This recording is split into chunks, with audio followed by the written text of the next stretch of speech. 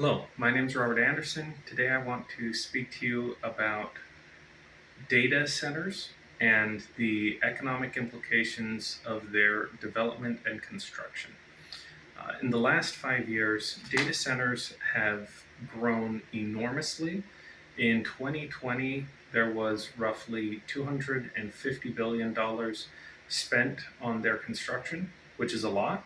In 2026, three companies, Amazon, Google, and Meta, the company behind Facebook, are estimated to be spending at least $700 billion on building data centers. That's more than 250 billion. And that's only three companies. This is an industry that has exploded over the last 5 years. And that has driven a lot of economic growth, which is great in some aspects, but I want to explore the broader implications of that and the long term benefits and potential risks in the economics behind this expansion in data center development. For those who are not familiar, a data center is a big building. It looks like a warehouse on the outside. On the inside, it is filled with computer equipment that allows huge amounts of data to be processed and accessed over the internet. So there are a lot of different specialized purposes that data centers can be used for, and I don't have time to go over all of them in this presentation. But if you ever get on social media, if you watch a video on YouTube, if you use a productivity suite like Office 365 or a spreadsheet that is not saved on your computer, if you ever use AI, that's probably going through a data center. Data centers store computer systems that allow huge amounts of data to be stored and that data to be quickly and efficiently retrieved over the internet. So anytime you use a service that is not run on your computer, it is probably being processed, stored, and accessed through a data center.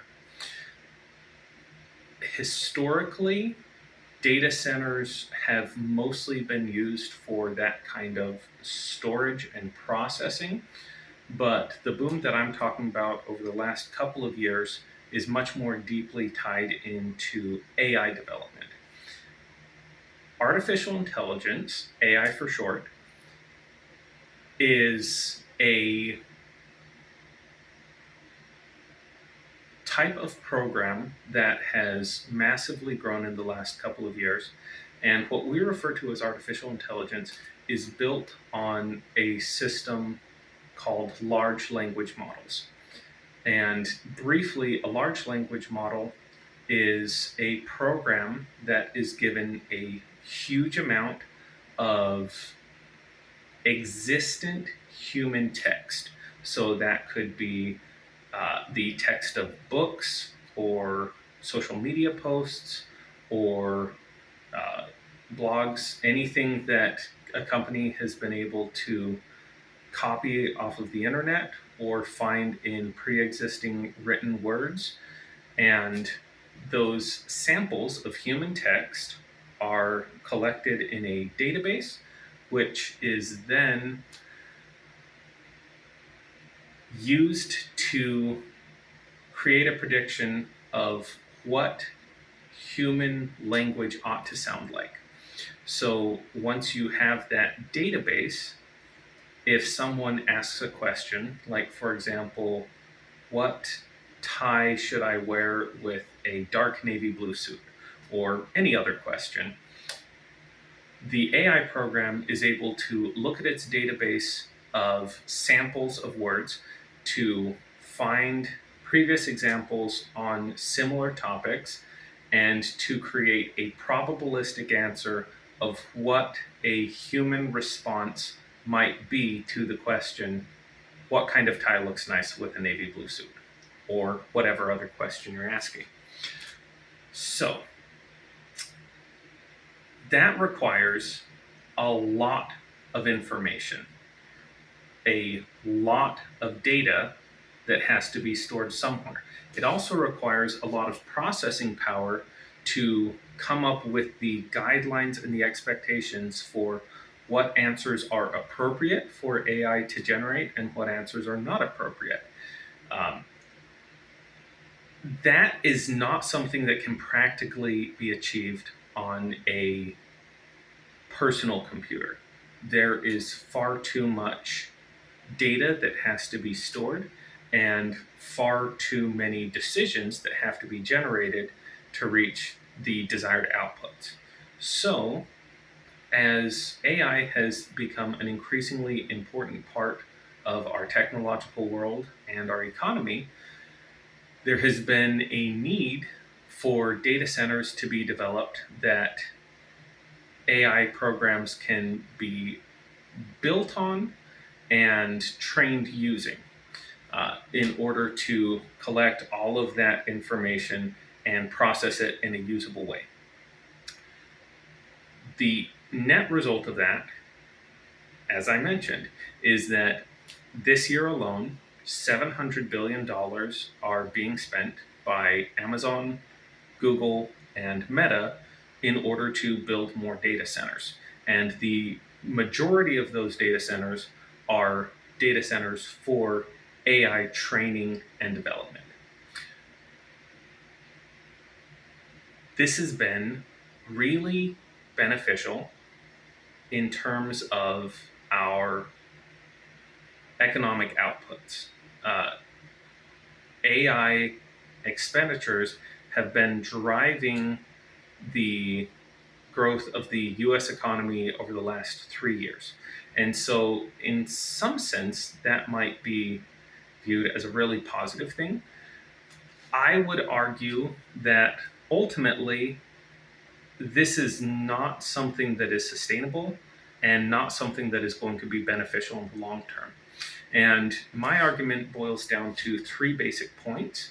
First, the funding model that is being used to build data centers.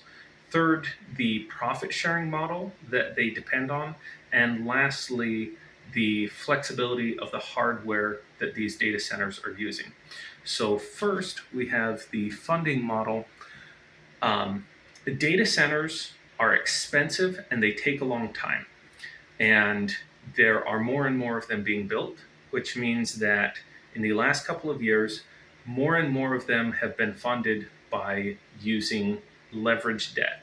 Or in other words, a company will take out a loan from a bank and say, we are going to be making however many billions of dollars, so you loan us your billions of dollars now, we will build a data center, and then we will sell our services and make money and get paid back on all of that debt.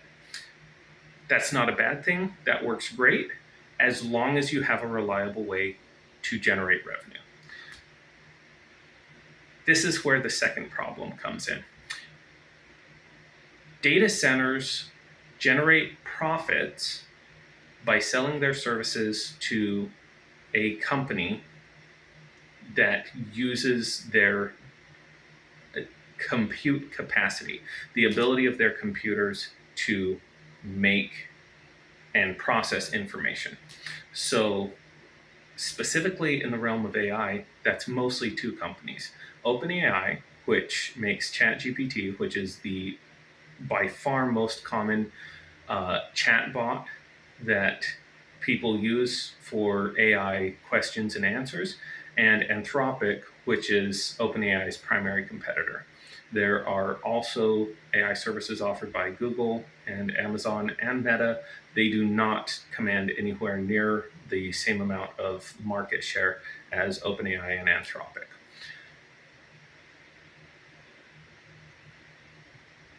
Those companies pay data centers to have their compute capacity. And if OpenAI or Anthropic isn't able to pay, that data center doesn't have a way to make money. An analysis of the profits generated by Microsoft in their data center business estimated that 70% of the revenue they claimed was being generated by OpenAI and Anthropic.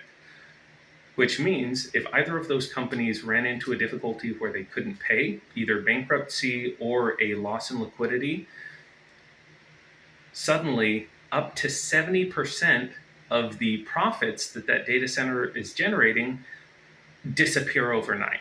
That's not great news. And so this is a market that is extremely vulnerable to disruption. It's dependent on two primary businesses, and if either of those businesses loses liquidity or goes bankrupt, the entire industry experiences a catastrophic ripple effect. Thirdly, those data centers are purpose-built for AI development. This is something that's less obvious, but is really important. Data centers have a wide variety of purposes, and you might think that if a data center was built for AI training and the AI trainers lost their money, the data center could simply pivot and start making money offering cloud storage or selling access for productivity suites or any of those other things I mentioned data centers are used for. That's actually not possible. The hardware that goes into an AI training data center is highly specialized. It's very specific to the technical requirements that AI training requires. And trying to pivot, trying to shift into another data center business would be kind of like buying an F1, not being able to race it at a track, and deciding to use it to haul freight. You have power, but the power is not built for that purpose. And if you try to use it to haul freight, you're going to have a bad time. If you try to use the hardware in a data center to do something else, other than training AI, it's not going to work. So those three factors together mean that we have something that is currently making a lot of money, but is not sustainable.